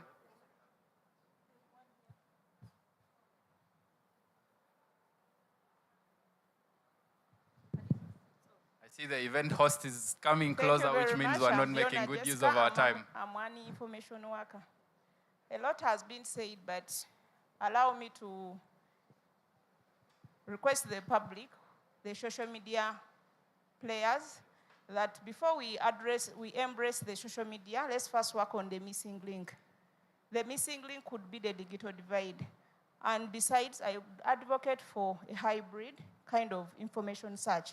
In case social media is off, whatever it is, let's physically walk there and go through the confidentiality requirements of information access, creation, confidentiality, and distribution. We shall get it what we want. And I don't think when you get through all that, still you'll be denied information. If you're denied information, take it up as being denied information after fulfilling all what it requires for me to get this information. That is my uptake on that. On another note, we have gotten attacked. Someone called it was it a bad selfie? Something selfie, which is not right. That was the poem. Yes. From that poem, it shows that we have embraced the social media before we are prepared for it. We want to get what is there then, but remember, before it is there, you have to certify the requirements of how to get there. Some information you have to subscribe, some information you have to pay for it, some information you have to incur so many taxes so that you get Thank it. you. Thank you very much. Later, we will be having one of the last workshops where we shall be talking about the ethics of how you share this information. Remember, you have to stay conscious of what you say, how and when. So this has to be in the back of our minds. One last parting shot before we close. You, I missed out giving you. I'll be very quick. My Thank name you. is Ben from the MSME Garage. I just simply wanted to say that I think open governance is incumbent upon transparent elections. And we need electoral reforms. The reason why there are usually two reactions that I elicited. The first one is people join opposition, which is the most contemporary one. But the alternative is that people get disinterested in the government that has taken away their will of choice of government. And if people are uninterested about what the government... Thank you. Thank you, everyone, for participating in this expert roundtable. We'll be getting into the next item on the agenda, and I'll hand you over to the event host to take us through the next program.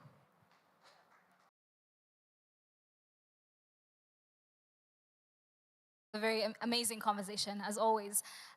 It's very amazing on social media to just see people convene and, be passionate about this. So we're waiting for the other team to join us, but we won't wait for long because we have to get onto our second plenary discussion. See any person holding some lunch, please get yourself a box. And also, please don't leave your bags behind in case you're moving out, going to the bathrooms or anywhere else. They might not be safe. The bathroom, like I said earlier, is through that back door over there. You'll take your right and you will see where the bathrooms are. A special shout out and thank you so much to Open Science Media for interpreting for us. And also, you can hire them to interpret at your events in case you have that gap in your work area or your workspace. We also have KQ, Creative Arts and Culture, that have been able to bring out that beautiful exhibition of art outside. In case you haven't seen it yet, please pass by, look at it, admire it, take it in, breathe it in. Yes, let's support African AI enthusiasts, yes? So this next plenary session is going to be about, give me a minute. It's going to be about fighting AI bias and data colonialism on social media. Again, it's fighting AI bias and data colonialism on social media. It's going to be right here, so we're just waiting for the other team to join us again. We have one more breakout session that is going to happen later on. It's going to be in the format that we had earlier on, the format of an expert roundtable here and the workshop out back. Yeah. So you'll colonialism on social media. It's going to be moderated by Shem Opolot. He's a data scientist. Then we'll have a panel discussion. So yeah, that's it. But let me round up some people so that we can start shortly on the panel discussion.